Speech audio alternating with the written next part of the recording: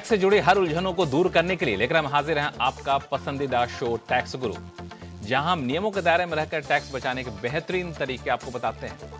नमस्कार, मैं हूं लक्ष्मण रॉय और इस बार हमारे साथ हैं जानी मानी टैक्स एक्सपर्ट गौरी चड्ढा, जो हमारे साथ स्टूडियो में है। गौरी और हम मिलकर के आपको कई सारे मुद्दे बताने वाले हैं, टिप्स बताने वाले टैक्स बचाने के, खासतौर से ऐसे मौके पे जब आप इनकम टैक्स रिटर्न फाइल कर रहे होंगे। तो पूरे शो को देखिएगा, क्योंकि शो में कई सारी महत्वपूर्ण बातें होंगी। मिसाल के तौर पर हम आपको बताएंगे कि इनकम टैक्स रिटर्न फाइल करने में एनआरआई किन किन बातों का रखें ख्याल, आयकर नोटिस असली है या नकली, कैसे करें इसकी पहचान, और साथ में भी बताएंगे कि अगर कोई क्रिटिकल इलनेस से परेशान है तो उसके इलाज पे जो खर्च हो रहा है उसके एवज में कैसे आप बचा सकते हैं टैक्स। इन सारे मुद्दों पर बातचीत करेंगे, लेकिन सबसे पहली बात इनकम टैक्स रिटर्न की, और उन लोगों के लिए जो एनआरआई है। कई बार एनआरआई कई सारी गलतियां कर देते हैं अनजाने में, तो उन गलतियों से आपको बचना है। तो सबसे पहले ये जान लीजिए कि एनआरआई कौन कौन सी गलती करते हैं। गौरी समझते हैं, गौरी अक्सर एनआरआई किन किन गलतियों कर बैठते हैं अनजाने में रिटर्न फाइल करते वक्त? देखिए लक्ष्मण, जो एनआरआईज होते हैं, सबसे पहली गलती तो वो ये करते हैं कि वो हर साल अपना रेजिडेंशियल स्टेटस नहीं चेक करते। कई बार ऐसा होता है कि उनका स्टे इंडिया में ज़्यादा हो, या कुछ कैलकुलेशंस होती हैं जिससे आपका स्टेटस डिसाइड होता है, रेजिडेंट, नॉन रेजिडेंट, या resident but not ordinarily resident. उस तरीके से आपकी जिस कैटेगरी में आप फॉल करते हैं उस हिसाब से आपकी टैक्सेबिलिटी इंडिया में डिसाइड होती है, जो आपको इनकम टैक्स पोर्टल में अपडेट भी करना होता है, और उस हिसाब से आपको अपनी इनकम दिखा के उस पर टैक्स देना होता है। इसके अलावा कई बार आपकी इनकम होती है बाहर है, देश के बाहर, आपको लगता है कि इंडिया में उसको रिपोर्ट नहीं करना, लेकिन आपके रेजिडेंशियल स्टेटस की वजह से कई बार उसकी रिपोर्टिंग ज़रूरी हो जाती है, और उसमें आपको कुछ बेनिफिट भी मिलता है जो डबल टैक्सेशन अवॉइडेंस एग्रीमेंट की वजह से मिलता है। कई लोग उसको देखना भूल जाते हैं। इसी के साथ कई बार आपकी ऐसी इनकम होती है इंडिया में जो आपको शायद पता ही नहीं है कि आपकी वो इनकम है यहाँ पे। जैसे कोई बैंक का इंटरेस्ट आ रहा है आपके एनआरओ एनआरई बैंक का, क्योंकि कई एनआरआईज का मैंने देखा है उनके पास यहाँ पे नेट बैंकिंग वो यूज़ नहीं करते, या अपडेट रेगुलरली अपना बैंक अकाउंट खोल के चेक नहीं करते। कई बार कुछ इंटरेस्ट होता है या कोई और इनकम ऐसी आ रही होती है जो उनके ना माइंड से ही निकल जाती है। उन इनकम्स को यहाँ पे रिपोर्ट करके उस पर टैक्स देना बहुत ज़रूरी है। इसमें से एक इशू कई बार मैं पढ़ भी रहा था कि एनआरआई के लिए संपत्ति को लेकर के, प्रॉपर्टी को लेकर कई सारे इश्यूज आते हैं, वो कई बार समझ नहीं पाते हैं और रिटर्न फाइल करने में गलती कर बैठते हैं। वो क्या इशू है लक्ष्मण? इसमें सबसे बड़ा इशू ये है, अगर आप देखेंगे तो एनआरआईज के जो एनआरआईज इंडिया से बहुत साल पहले जा चुके हैं और उनका इंडिया वापस आने का कोई सच प्लान नहीं है, वो यूजुअली यहाँ से वाइंड अप कर देते हैं। उनकी यहाँ पे कोई प्रॉपर्टी होती है, उसको बेच के वो बाहर पैसा अपना ले जाते हैं। तो जब वो उस प्रॉपर्टी को बेचते हैं तो टीडीएस कटता है। अब टीडीएस कटता है तो उनको लगता हमारा तो टैक्स कट गया, अब हमें रिटर्न भरने की ज़रूरत नहीं है। यहाँ बहुत बड़ी चूक हो जाती है, और ऐसे कुछ केसेस भी सामने आए पीछे कुछ समय में कि एनआरआईएस को नोटिस आया कि आपने रिटर्न नहीं फाइल की है। अब उन्होंने जो सोचा कि हमारा तो टीडीएस कट गया था तो हमें रिटर्न फाइल नहीं करनी थी, लेकिन ऐसा नहीं होता। अगर टीडीएस कटा है तो भी रिटर्न फाइल करनी है, और टीडीएस जो आपका कटता है वो हायर रेट पे कटता है क्योंकि आप एनआरआई हैं, और सेल वैल्यू पे कटता है, बहुत बड़ा अमाउंट ये होता है। उसको भी बचाने का तरीका होता है कि आप लोअर डिडक्शन के लिए अप्लाई करें, या नील डिडक्शन अगर आपका हो सकता है टैक्स ही ना बने तो आपका टीडीएस कटे ही ना, लेकिन रिटर्न भरनी फिर भी बहुत ज़रूरी है, क्योंकि जब तक आप रिटर्न नहीं भरेंगे आपको ज़रूर ही नोटिस आएगा। तो चलिए, अगर आप एनआरआई हैं और इनकम टैक्स रिटर्न फाइल करने जा रहे हैं तो टैक्स के मोर्चे पर इन सारी चीज़ों का ख्याल रखिए, और आगे शो में अलग अलग एपिसोड में आपको बताते रहेंगे रिटर्न फाइल करते वक्त किन किन बातों का ख्याल रखना है। और फिलहाल ये थी बातें एनआरआई के लिए। अब शुरू करते हैं सवाल जवाब का सिलसिला। कई सारे कॉलर्स हमारे साथ फोन लाइन पर जुड़ चुके हैं। सबसे पहले चलते हैं दिल्ली, जहाँ से सुशील कुमार भाटिया साहब हमारे साथ फोन लाइन पर है। भाटिया साहब नमस्कार, क्या सवाल आपके पास? नमस्कार सर। देखिए, मैं 69 ईयर्स का रिटायर्ड प्राइवेट सेक्टर से प्रोफेशनल हूँ। मेरी इनकम जो है फिक्स डिपॉजिट और एलआईसी की पेंशन और एक हाउस प्रॉपर्टी इनकम है। तो उसमें मेरे दोस्त, मैं अभी रिटर्न फाइल करना है, कल मैंने अपना एनुअल इन्फॉर्मेशन स्टेटमेंट देखा तो बैंक ने तो मेरा 6,500 रुपये टैक्स काटा है, और वो एनुअल इन्फॉर्मेशन स्टेटमेंट में 3,500 रुपये दिखा रहे हैं। और दूसरा, मेरे टेनेंट ने मुझे टैक्स जो काट के दिया है वो करीब 23,000 रुपये, और वहाँ पर जो एनुअल इन्फॉर्मेशन स्टेटमेंट में सिर्फ वो 2,300 रुपये दिखा रहे हैं। तो ये थोड़ा सा डिस्क्रिपेंसी में करके मैं समझ नहीं पा रहा। दूसरा मेरा सवाल यह है कि पीपीएफ इंटरेस्ट अगर मैं नया टैक्स रेजिम चुनूं तो मेरा पीपीएफ इंटरेस्ट जो आता है वो टैक्सेबल हो जाएगा क्या?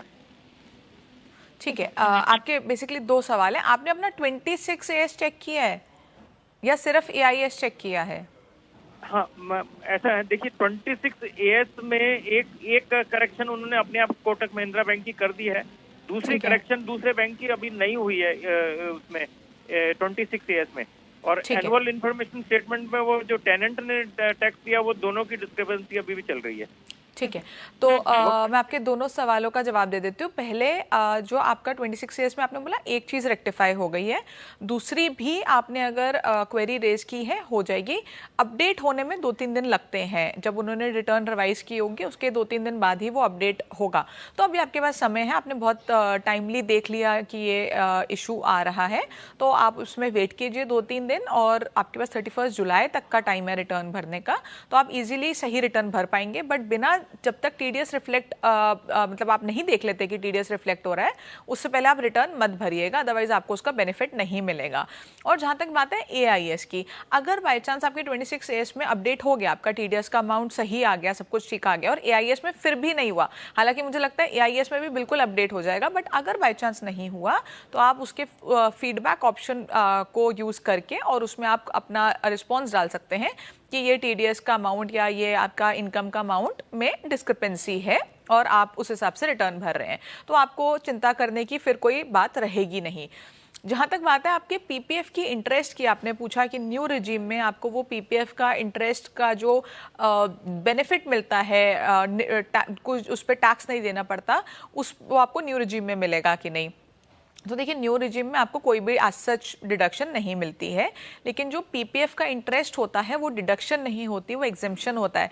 मान के चलिए कि पीपीएफ का वो एक अपना खास फीचर है कि उसका जो इंटरेस्ट है वो आपकी इनकम में ऐड नहीं होगा, तो क्योंकि वो इनकम में ऐड ही नहीं होगा तो उसकी डिडक्शन का कोई सवाल ही नहीं उठता।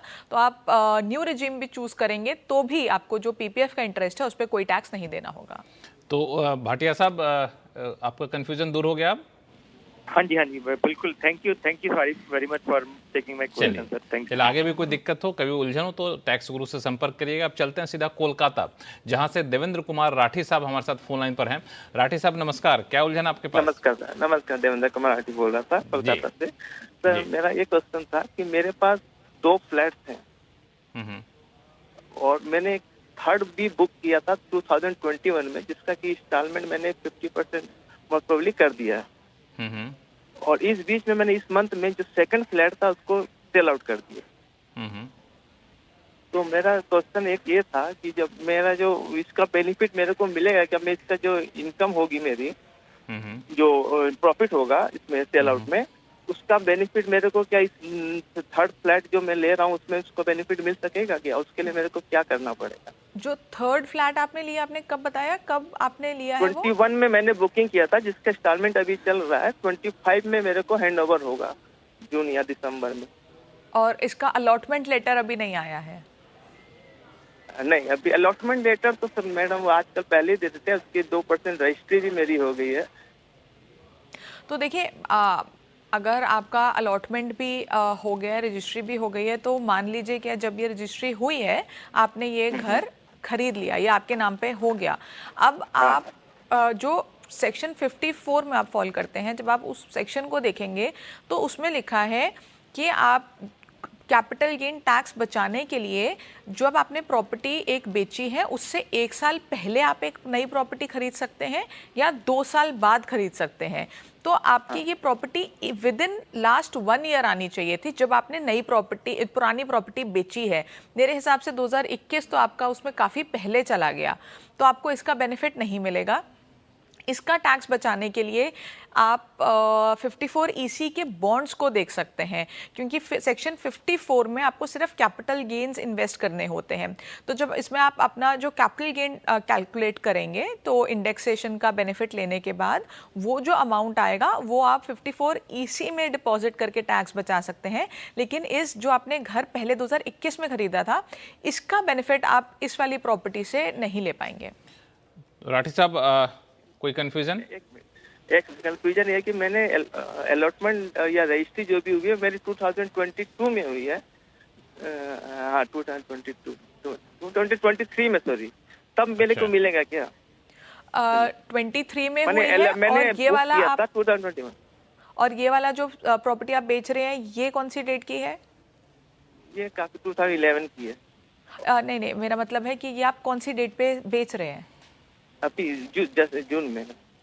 तो एक साल का गैप आप वो एक साल के गैप में फॉल करेंगे?